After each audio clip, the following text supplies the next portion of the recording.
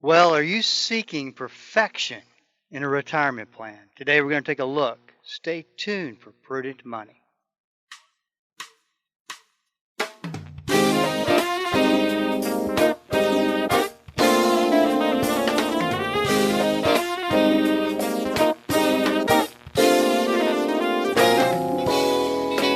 Good afternoon. This is Bob Brooks, and you are listening to the Prudent Money Radio Show. Thank you so much for joining me today. You know I do appreciate it, and I do have a line open if you'd like to call in. The number to call is 1-877-913-5357, 1-877-913-5357. You can also go to the website at prudentmoney.com, send a question to the Ask Bob section, and I will get it taken care of. That's off the website, prudentmoney.com, 1-877-913-5357. We'll start out a little bit with the market today. Not a good Monday, not a good way to start out the week. We've had a pretty good showing from the stock market the last 4 weeks or so. And then we come back to today, and where the NASDAQ dropped 2.5%, Dow Jones Industrial Average dropped 641 points, which comes out to about close to 2%. And the S&P 500 was down a little over 2%. So what in the world brought all that on today? Well, I think it's the reality is setting in. The stories like AMC Theater down 40% today because Regal Cinemas is the company that owns AMC, and the rumor is they're threatening to file bankruptcy. You had the 10-year interest rate on the 10-year Treasury bond go over 3%. 3% is kind of the benchmark that the market likes to see that interest rate fall under. And today it moved up over 3%. You had a company like Ford today announcing they're going to cut 3,000 jobs. Then a survey came out that said 50% of employers say they will be laying people off. When you start to see the layoffs and the unemployment issues start to rise to the top of the headlines, that is when you really start to see a recession start to set in. And that's what I think we're seeing. And we've talked a whole lot about what's real and what's not real, what's an optical illusion, what's fact. And I think that the market is opening up to the fact that we're not out of the woods yet on this bear market. Now, keep in mind something. Bear markets, and it's easier to show you this when I've got a visual in front of me, but just if you can just picture. If you start from the top of a bear market down to the bottom of a bear market, when I say bottom of the bear market, that's when all the selling stops and the rebound starts to happen. As a good example, if you took the financial crisis started in October 2007 and didn't stop falling until March 2009. From March 2009 on, there was a brand new bull market. And so what ends up happening is from the top to the bottom, you have 3 different periods of loss. You have a period of loss, which is typically 20, 25, 30, 35%. Then you have a rebound. Then you have a second period of loss, which is roughly around the same type of a loss. Then you have a second rebound. The market goes up, and you think that it's all over with. And then once again, you get the third decline before the bear market bottoms. I hope that makes sense because I think it's relevant today. I think we've just seen the first decline phase of the bear market end and the first rebound or bear market rally, and I think we've seen the end of that. perhaps we're starting into the second phase of a bear market. I saw an interesting article today that talked about some research that said on average the bear market rebounds, like I think we've just seen, have gone up 17%. And that's exactly what this one has gone up, at least through last week. So we'll wait and see if we get any follow through tomorrow and what the rest of the looks like.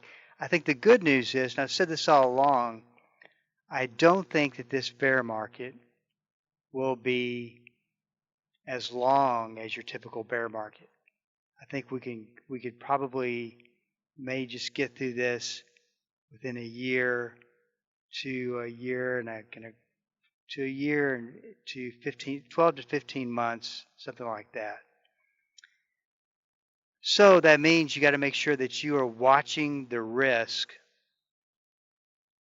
on your retirement portfolios and making sure that you're in sync with your financial advisor. Because what Wall Street wants to believe is that it's all over with. It might be. I'm just telling you what history had to say about it, or has to say about today, and what could be going on. Give you both sides. So we'll keep our eyes on it and talk about it, get you caught up tomorrow. 1-877-913-5357. I was watching, and if you've never seen this show, I think it's worth watching a couple episodes to see if you like it. Because it really does spell out scams and frauds, excuse me, and from a financial standpoint, and teaches you what to look for so that you can spot a scam or spot a fraud and not fall for it. It's called American Greed. It's usually on CNBC. Well, it is on CNBC, the financial channel CNBC. And I was just relaxing on a Saturday afternoon and flipping through and came across some of this. And this is what came to mind. You got to be so careful today because fraudsters, they lie and they're good at it. I mean, they're really, really good at it. Second thing you got to know is that fraudsters build credibility and make you think that they are the top in their field. They told this one story about a guy who was committing fraud, and he was living in this huge mansion. Of course, everybody assumed that he owned that mansion, but he was actually renting that mansion. His airplane that he would easily take investors wherever they wanted to go, to another state for lunch, wherever they wanted to head, wherever they wanted to fly to. That was rented as well. So he didn't own anything.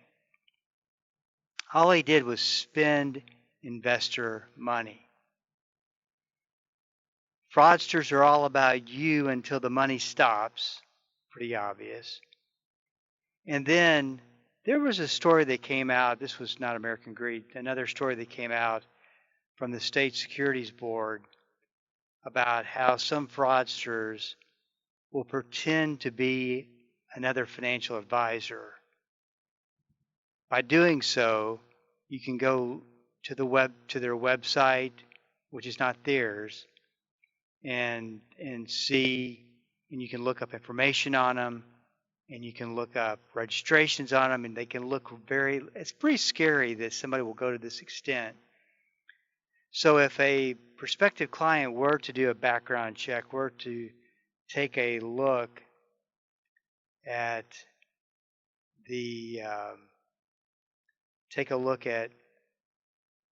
what they've done since they started in their career, they would find that they were not someone they should worry about. They were had no bad marks against him or anything like that. So you got to know that these individuals who are out there committing scams and committing fraud are really, really intent on fooling the public.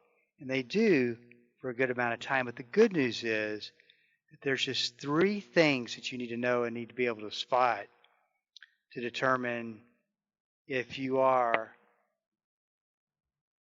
actually in that situation or heading that way. 1-877-913-5357. I want to make sure that you know about the webinar that I'm putting on this Wednesday, Thursday, and Friday. And I'm doing it at 10 o'clock on Wednesday, 11 o'clock on Thursday, and Friday doing it at 12 o'clock. It's called How to Create a Simple Retirement Plan. And my whole desire in doing this is to show you and teach you how you can do this by yourself. It may be that you want to do a little bit more of a complicated one by hiring a financial advisor, but this is a way for you to track and keep up with your very own financial plan and where you should be, and to be able to answer the questions: are you on track, ahead of the game, or behind on your retirement goals? So we're going to keep this under 40 minutes with questions at the end, and going to be tackling every part of it. And we're going to talk about the imperfect retirement plan. I'm excited about talking about that. So go to prudentmoney.com and sign up today. 1-877-913-5357. This is Bob Brooks. Stick around. I'll be right back.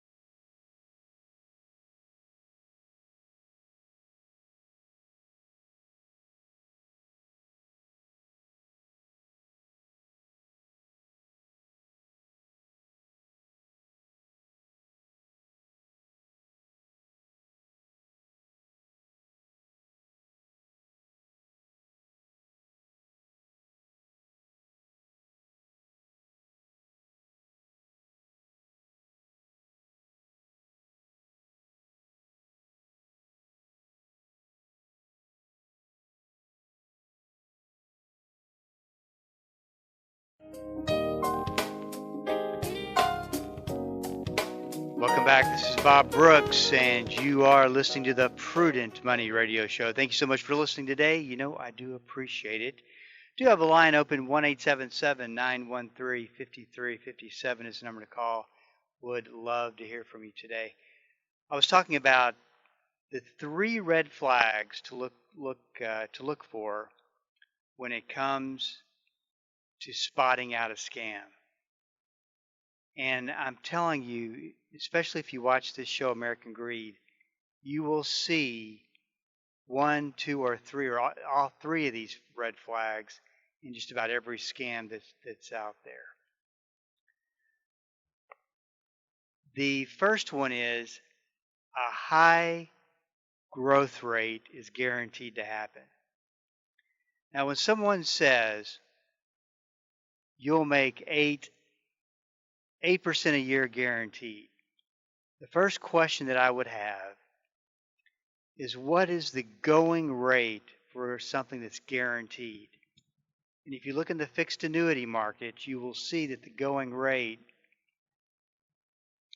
is somewhere probably over 4% to 4.5%.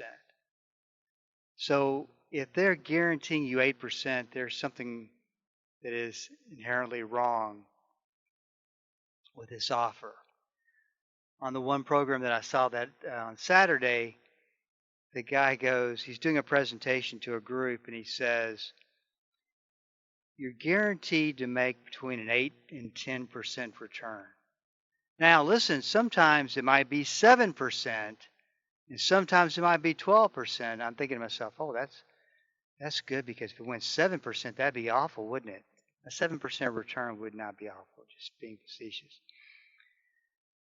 But 7 or 12, it's going to be between 8 and 10%.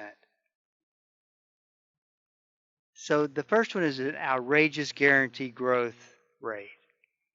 If you could show me a guaranteed growth rate that was legit, I'd be all over it.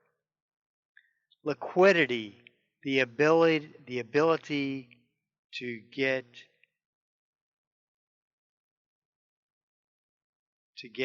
to your money. During this seminar, this gentleman said, your money shouldn't you be able to use it? No, it's your money, shouldn't you be able to use it? So in reality, if you were making a pretty good fixed rate on any type of investment, you have very little liquidity. In fact, the more liquidity you have, the smaller the rate of return is. You just always want to remember that, because if they increase liquidity for you, the ability to get to your money, then they are taking on more risk, and therefore they're going to pay a lesser guaranteed rate of return. And of course, it's safe. There is no risk. Now, I want you to remember something about it. There is no risk. When someone tells you that, that is a sign that you need to dig a little bit further, because there's always risk associated with any investment, guaranteed or obviously not guaranteed. You just need, it may be a very slight risk, but I think that you want your advisor telling you that, pointing out to you that, yeah, there's a risk. For instance, go and buy a government bond that's backed by the federal government. Is there a risk to a government bond? It's supposed to be guaranteed. It's supposed to be the safest place you can put your money. The only risk to a government bond is a bond default. Could it happen? It could happen. I mean, it's such a slight risk, but it could happen. But this is a little bit different of a situation. I just got off on a rabbit trail there. Sorry. The safe investment is giving you somewhere between 8 and 10%. So that's why you want to be careful. 1-877-913-5357. I was doing some preparation for the webinar for this week, and one of the statistics that I came across was 71% don't have a retirement plan put in place. This is over the age of 50 or above. Now, I could understand that if it was 40, maybe 30 years of age, but over 50, I mean, once you get over 50, you really got to start thinking about your prospects of retirement. And I wrote a piece today on stress in retirement planning because I believe that there's a lot of reasons why people don't go through the retirement planning process. I think there's a lot of conflicting advice. I think that there is the old adage, what you don't know won't hurt you. And so it's just better to assume that maybe I'll never will retire, or yeah, I'll be able to retire. I just keep on doing what I'm doing. There are too many variables trying to be perfect. And this is what really struck me. In 30 years, for the first time, that one of the reasons why I believe that people don't do retirement planning is because pop culture finance puts it together like it's a perfect list of things that you're supposed to do. Oh, you're not saving 15%. Well, you're not going to retire like you want to. Oh, you're only saving 8%. Well, you're definitely not going to retire. You're saving 50%. You will retire like you want to. Or you're only earning this on your money. You're not going to retire like you think you want to.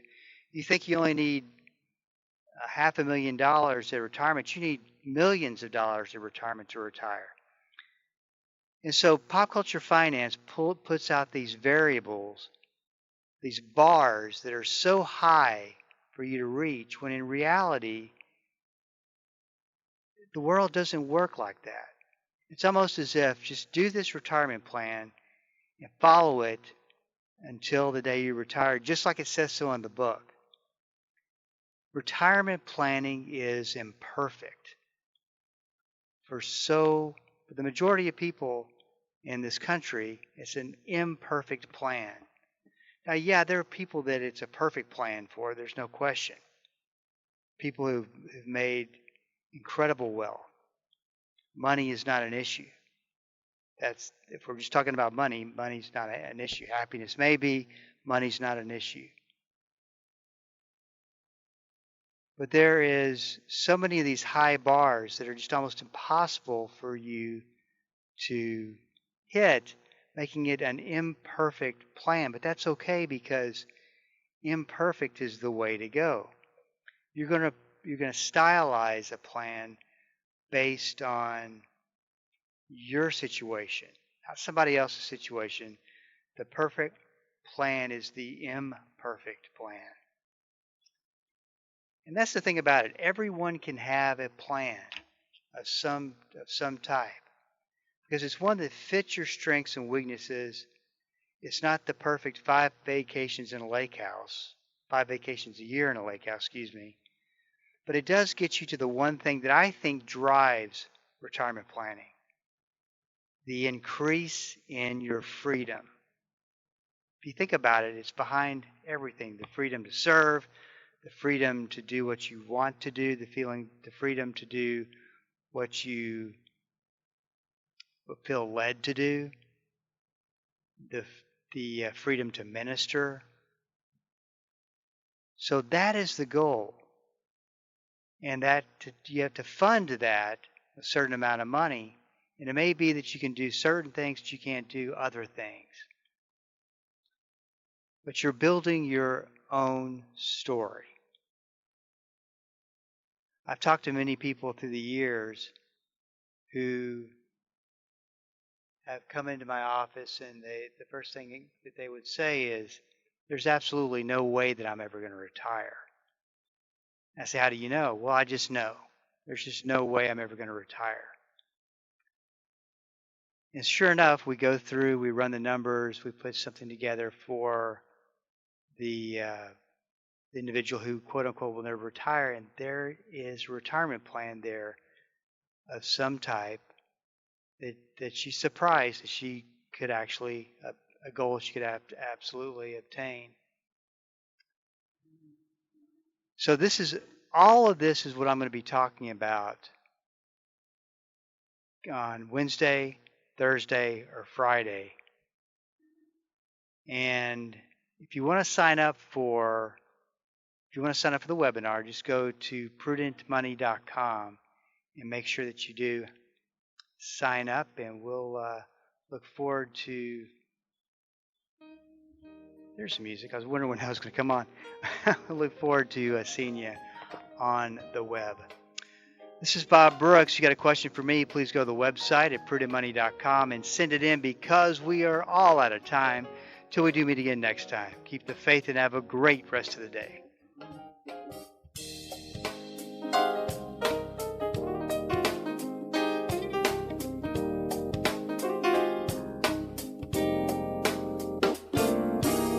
That's all the time we have for today. Questions or comments for Bob, or to find out more great information like what you've just heard, visit www.prudentmoney.com. Be sure to join Bob Brooks again for the next edition of Prudent Money.